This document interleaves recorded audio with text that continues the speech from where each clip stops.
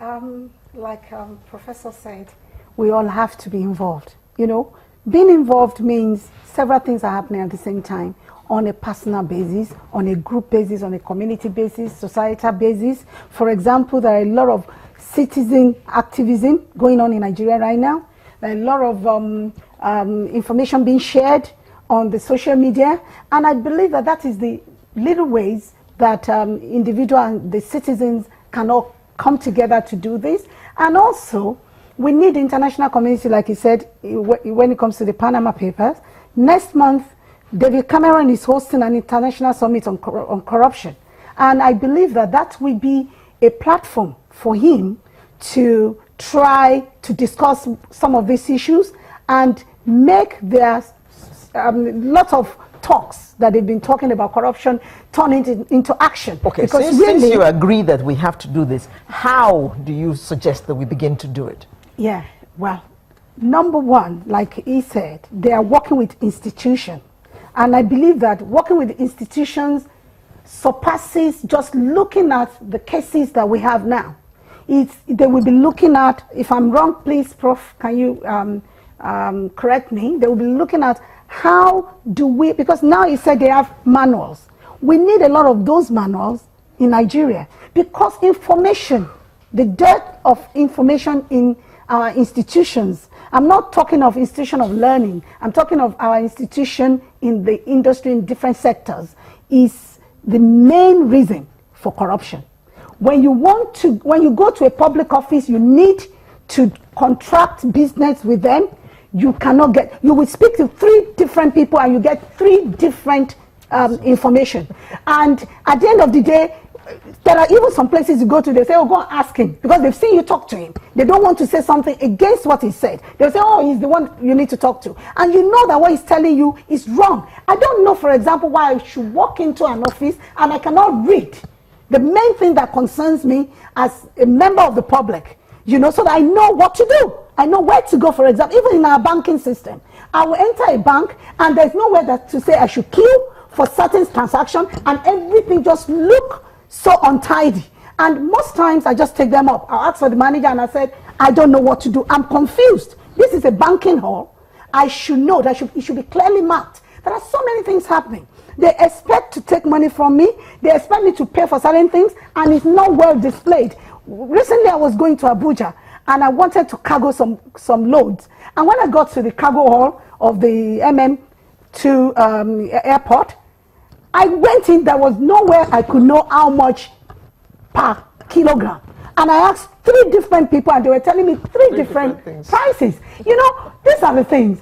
People leave out information so that they can use their touts to make money which they get returns on.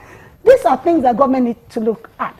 Government needs to look at the A to Z of doing things in each of their institutions. That's why I keep saying, you cannot start something that you cannot end. Before government starts anything, they should put in a lot of effort and plan and understand that this is the, it may not be right. It doesn't have to be 100% right, but at least there's a procedure. Okay. And then we can now ensure that processes and procedures are adhered to. This is what they do in the West that has diminished, like you said. I like that word. We have to diminish corruption. Corruption is everywhere. Okay. The president of Iceland has just resigned. And also the president of Brazil, she's facing the protest that she must also resign. And there's a FIFA official that has just had to go for ethics because of this Panama thing.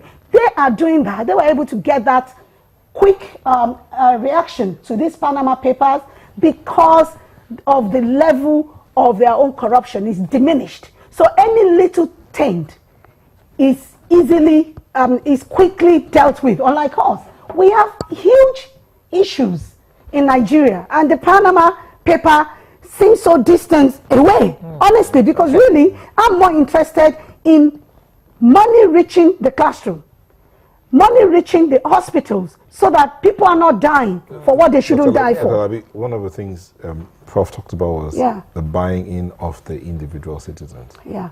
Would the citizens buy into this? I mean, if the manuals are provided, if the notices you're talking about are even written out and pasted, would the citizens buying, would they align to this thing? Yeah, they will. So?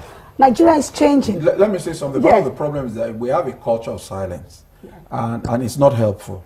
Secondly, there is need for a lot of public orientation. Yes. The manuals and stuff that I talked about take a long-term view of strengthening the institutions. Yeah. President Buhari is in office for X period of time. When he leaves, we don't want this to be reversed. Yeah. Okay? So those things are meant to make sure that this whole thing is sustained. Yeah. But I agree with your position that the citizens' reaction is also critical. But we have a culture of silence. Now somebody is arraigned for corruption. His townspeople sow Ashwebi and go to court with him with drums and all that. They're not saying, is it true what has been said against you? Okay? We will be happy that you clear your name, that this does not happen. But they say, no, you are victimizing our friend. And the average Nigerian is part of that. The third thing quickly to talk about is that retail corruption diminishes all of us. The person who wants to collect a little sum from you because this is his own little territory, a security man, somebody at the airport and all that. It is public orientation, okay, that will, citizens orientation that will help us to reduce that. If we don't have that, we won't reach the level of integrity in our society whereby if your name is just mentioned in something that is controversial, you resign. You resign, yes. Yes. Okay, we haven't got to that level in Nigeria, unfortunately, but we must be honest with ourselves. Your name is mentioned in something and you resign because of that. Because the sensitivity is not yet there. We would love to see that. And ultimately, that is what we should work for. Okay. Final point to quickly make on Majid's point, and I agree with him that political will is critical. He mentioned that somebody was convicted and the government gave him state pardon. But it was a different government. Yeah. Yes. And we recognize that the mood of that government and the mood of this government is like comparing sleep with death. Yeah. They're two different things. And it's really unfortunate that sort of thing, because it sends the very negative message to the public. Yep. It means that there is no cost of corruption. I mean, you can be convicted and still be enthroned the traditional ruler. You can be convicted and still be a governor. You can be convicted and still get state burial. Yep. Those kinds of things, we need to change that kind of narrative. And so I agree with that position. Okay. Now Majid, the release of the Panama Papers, at the end of the day, do you not see this causing people who have things to hide? First of all, it's important to say that this release is unprecedented, and it's supposed to be top secret information, but somehow you all managed to dig it out. And don't you think that it's going to make people more careful and look for more secret and more hidden ways of hiding their stolen wealth? I agree that this is not the first time that this kind of disclosure has happened. In 2012 or 2013 or thereabout, we published, there is a project by the ICIJ, of which Premium Times was also a partner in that project, about offshore leaks, which is very similar to the Panama Papers, but not as huge as the Panama Papers.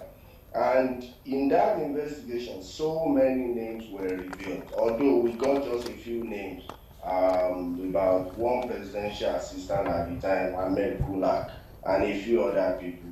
Then there was also another investigation known as Swiss Leaks, which basically exposed people who had secret accounts with HSBC. And so this will keep happening, but people will they try to be careful. I'm sure that when we did offshore leaks, Mossack Fonseca knew about that leak and tried to be as careful as possible so that its database doesn't get compromised. But here we are. The document was leaked, and so things will always be leaked, no matter how careful human is. I think the best approach is for people to be straightforward in whatever they have. You know, if you are doing business in Nigeria, why not incorporate your business here in Nigeria? Pay the necessary tax. Why run from pillar to post? If a public officer, why properties are broken? Why you're a public officer and then try to pay it? If you want to be a why must you run for office? You are free to do it, to make as much money as possible. Exactly. So, no matter how careful people are, because once you do it, there is the possibility of it getting out someday. Can I add to that very quickly? But I want to add that we haven't finished our report. I guess we are going to, bring up all those names in the Panama Papers and their companies. It will now be left for government and their anti-graft agencies to do their own investigation and make whatever they can out of the disclosures.